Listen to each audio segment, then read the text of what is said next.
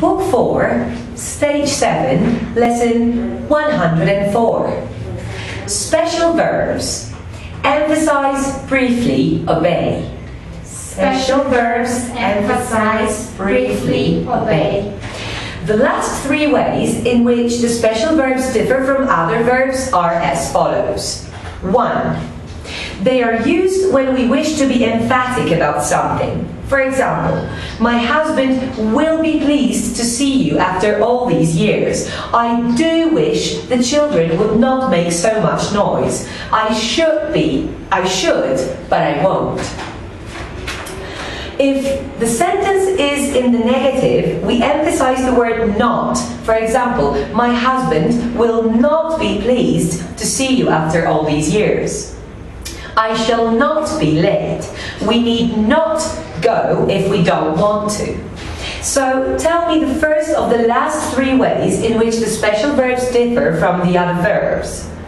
The first of the last three ways in which the special verbs differ from the other verbs is that they are used when we wish to be emphatic about something. Can you give me an example, please? I might go, but I'm not sure. He ought to study harder, but he won't. They were here a moment ago. If the sentence is in the negative, which word do we emphasize instead? If the sentence is in the negative, we emphasize not. Very good. Can you give me some examples, please? I could not make her understand. They must not go on without permission. I daren't ask him again. Very good. Number 2. They are often followed by certain adverbs instead of being preceded by them. For example, I have always kept my promises. He will never give me what I want. We can often make a mistake. With other verbs, the adverb usually comes first. For example, I always go to the cinema on Saturday.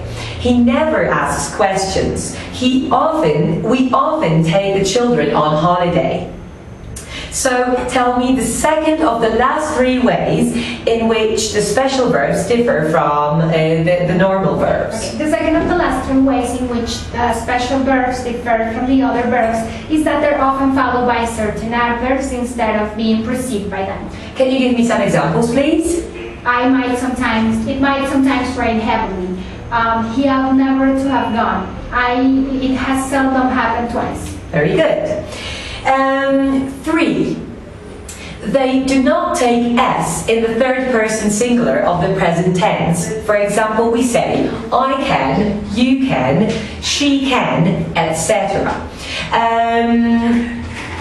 We do not say I can, you can, he cans. Other verbs, on the other hand, add S. For example, I take, you take, he takes, etc. The only exceptions to this are the verbs do and have, which change to does and has for the third persons. Also, the verbs need and dare sometimes add S in the third person, but this is because they're sometimes used as defective verbs and sometimes as normal verbs. When used as normal verbs, they take S in the third person. So, tell me the third of the last three ways, please. The third of the last three ways in which the special verbs differ from the other verbs is that they take S in the third person singular of the present tense. Give me some examples, please. I can, you can, he can, she can, etc. What are the exceptions to this? What are the exceptions to this? The exception to these are the verbs do and have and the verbs need and dare. The last two being used sometimes as normal verbs and sometimes as defective verbs. Now, will you state for me briefly the 9 ways in which the special verbs differ from the normal verbs? Yes. The first one is they form their interrogative by putting the verb before the subject. The second, they form their negatives just by adding not. The third is that they are only verbs using tail questions. The fourth is that they use as auxiliaries. The fifth is that they're used for short answers. The sixth is that they're used for end constructions. The seventh is that they're used when we wish to be emphatic. The eighth is when they are often followed by certain adverbs, and the ninth is when they do not take an S in the third person of the present simple. Very good, excellent.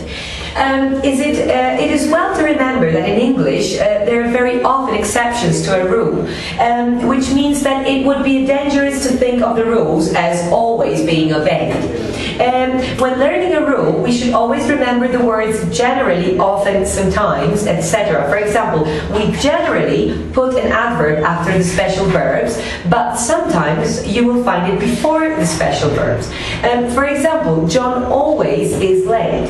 In this case, the special verb is used emphatically in order to emphasize the fact that John is always late. So, when do we put an adverb before a special verb instead of after it? We put an adverb before the special verb instead of after it when we wish to emphasize the special verb. Give me 3 examples, please. You never will learn if you don't listen. I sometimes can come on Saturdays. They seldom have tried hard. Very good. Now, heat, radiator, oil, central heating. Heat, radiator, oil, central heating.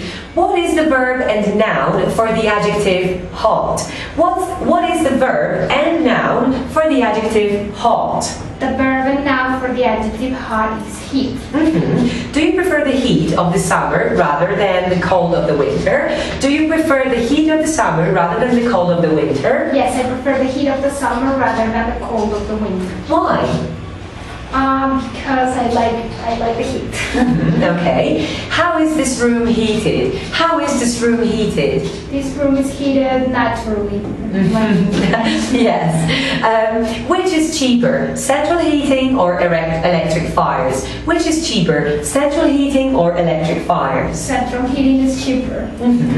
Lack sufficient credit. Lack sufficient credit. When you lack sufficient money to buy something, do you wait and save the money, or do you buy it on credit? When you lack sufficient money to buy something, do you wait and save the money, or do you buy it on credit? When I lack sufficient money to buy something, I wait and save till I have money. And why do you do that? Because it's better to have it paid than to pay by credit. What do you think your town is lacking in more than anything else? What do you think your town is lacking in more than anything else? I think my town is lacking in roads more than anything else. Are there any countries in the world in which there is a serious lack of food? Is there any countries in the world in which there is a serious lack of food? Yes, there are some countries in the world where there is a serious lack of food. Neighbor, next door neighbor, neighboring, bookshop, neighborhood, get on well or get along well. Neighbor, next door neighbor, neighboring, bookshop, neighborhood, get on well or get along well. Who's your neighbor in the classroom? Who's your neighbor in the classroom? My neighbor in the classroom is you. Okay. Why do you think it is that some people just don't get on well with their next door neighbors? Why do you think it is that some people just don't get on well with their next door neighbors? I think the reason that some people don't get along with their next door neighbors is that we choose our friends, but we do not choose our neighbors. Do you often pay a visit to the neighboring town? Do you often pay a visit to the neighboring town? Yes, I often pay a visit to the neighboring town. And why? Because my grandmother lives there.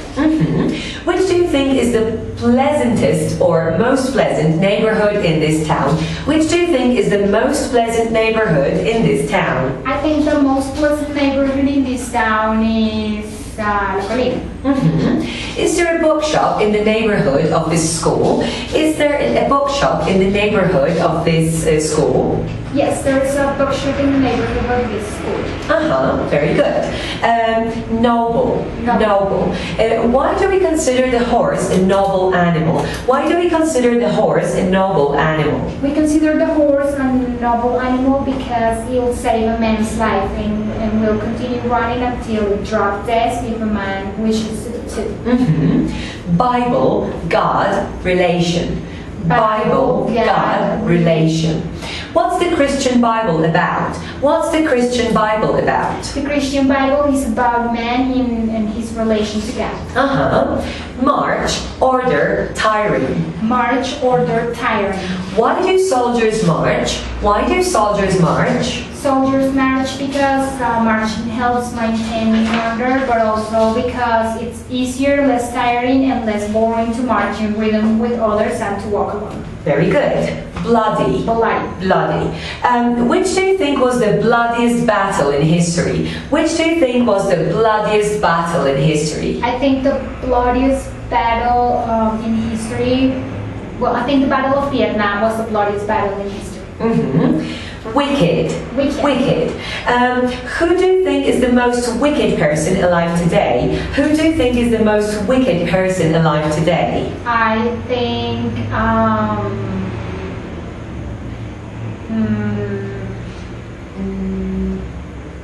the leader of the guerrilla is the most wicked person alive today. Why? Because he keeps on kidnapping and killing people. Idiom 7. Go round the bend. Go round the bend means go mad or become mad. Go mad or become mad. For example, if I have any more problems on top of those I already have, I shall just go round the bend. What does the idiom to go round the bend mean? The idiom to go round the bend means to go mad. Can you give me an example, please? I shall go round the bend with all this work.